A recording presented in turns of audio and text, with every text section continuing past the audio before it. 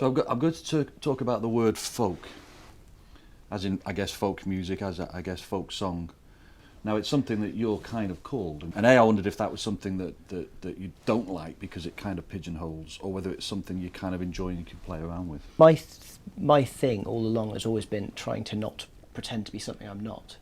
So a lot of traditional music is performed in a way that, to be authentic.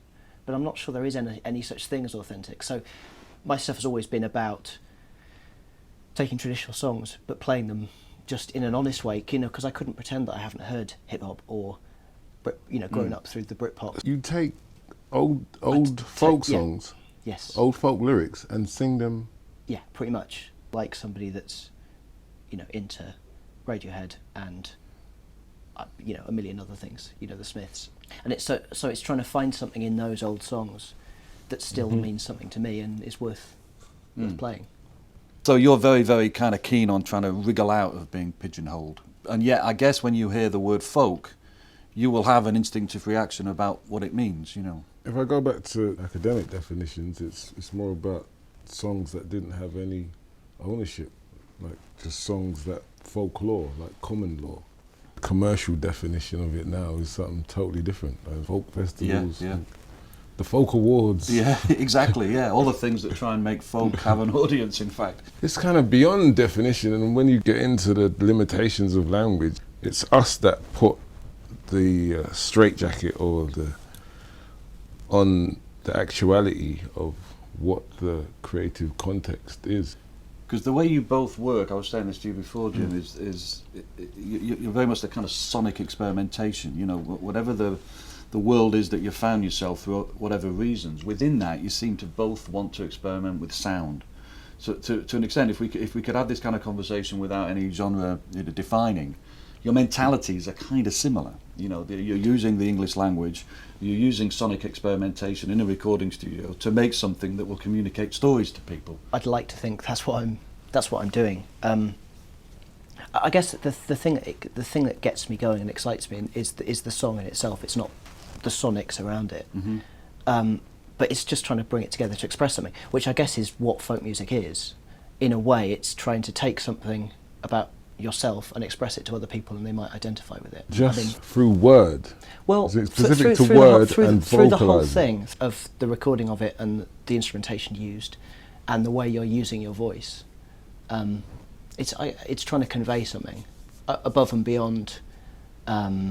So that to me sounds like you're describing real rap. I guess in a nuts and bolts way, I kind of am.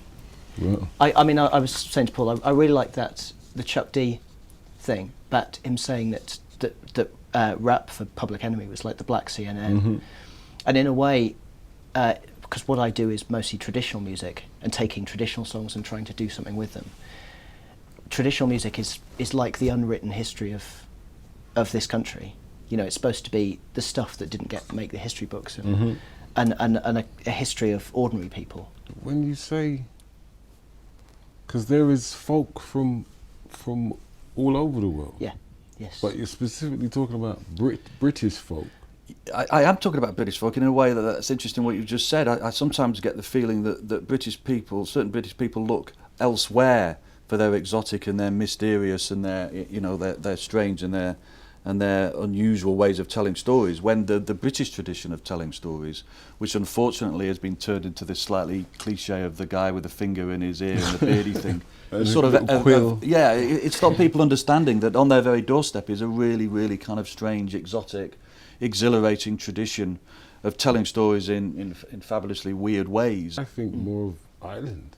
Okay. And whistles. Yeah, that's the way that people make an easy decision about what something is. And then Scottish people differentiate themselves from as being Scottish, not British. When I started playing stuff in public, the prevailing opinion was that the reason Scottish music and Welsh music and Irish music are so celebrated where English music isn't, is because England was always the oppressor in these things, and it was always historically the person going and planting the flag rather than the ones being downtrodden and trying to keep their own identity going.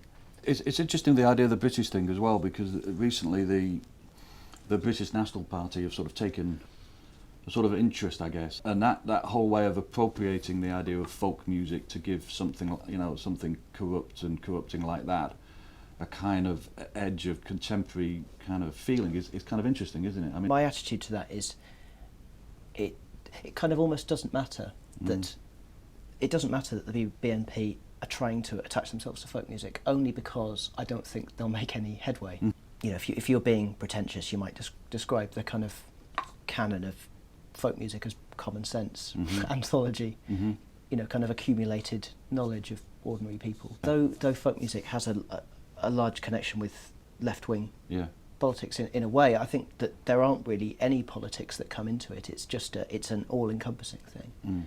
So any attempt from anybody to drag it in any direction is going to be, it's not going to get very far. You talk about Britishness, but there's also this thing called the British Empire, and there's that Britishness that's passed on to Her Majesty's subjects. So folk, to me, and British folk, will probably be something that you don't consider to be British folk. It would be Caribbean folk, but it's the music that's passed down by slave descendants using a language that was forced on them and finding a voice in it, but still referred to as exotic or foreign. So I think that the thing about Britishness as an idea is that it's where all of these things meet. It's a democratic idea. You know, everybody contained in the country can put the sum of all of their stuff together in the middle, and that's what Britishness is. Yeah. So Asian food and music and everything, and all the Caribbean music and culture, it all gets put in the pot, and what's there when it's all been mixed together is the sum total of Britishness. Yeah. And that's partly why you know, any advance from the BNP is kind of slightly doomed to failure, because at the end of the day you can't unstir that. You know, you can't separate out the bits once it's been stirred together. It's just, that's what the country is. That's what we all are, and anybody that's grown up through that is the sum of their influences. By definition, folk was the music of the lower classes. To be quite specific to what the so-called lower classes are into, will be Spice Girls and Speed Garage. Yeah. So that must be the real folk. Yeah. And the folk. Well, yeah. Or if folk songs are things that are music that you hear and then you repeat, then it's the stuff people sing on football terraces. Yeah. Which is Tub Thumping by Chumbawamba, or you know. But something that happens to fit with a player's name, you know what I mean? But that's such a good point, though, because that was what I was going to say to you before. In terms of Simon Cowell's world, is therefore for a lower class audience. Therefore, is that doing the thing? I think you're right in that folk music doesn't really, you know, fulfil a lot of the things it's supposed to. Is X Factor pop idol stuff really that bad? Is it, you know, is it? Because my opinion is it's at best harmless. But do you think it's harmful? I do as a contributing factor to deflecting attention away from where the energy could probably go. That would be. But I guess is it any less worthy? I guess what I'm saying is it any less worthy? Yeah. Because a lot of people like it. No. Is it any less worthy on an artistic level, or? I think it's more because it's the only thing that many people are allowed to understand or feel or receive is all that's happening in music. That the danger is that it's distracting continually away from anything that's useful, and it's also feeding off 30-40 years of kinds of music that was, you know, rebellious and just draining all the meaning out of that. There's a kind of pool, you know, resource pool. You know, the songs they use, the songs they cover, the scenes they cover, and whatever would be the modern equivalent of that doesn't get much of a chance to generate its own canon, you know. Because I called my last album Low Culture, initially as a joke, then the record artwork got done, got pressed, and in that kind of 6 weeks between it, finishing it and it actually getting to the shops, I'd kind of talked myself around into it not being a joke anymore and it being a really serious, you know, after a certain number of weeks you think actually that's got a really serious point to it, and that's a lot more important than I thought it was as a title. But that was kind of the thinking behind it, to go, these songs are supposed to represent something.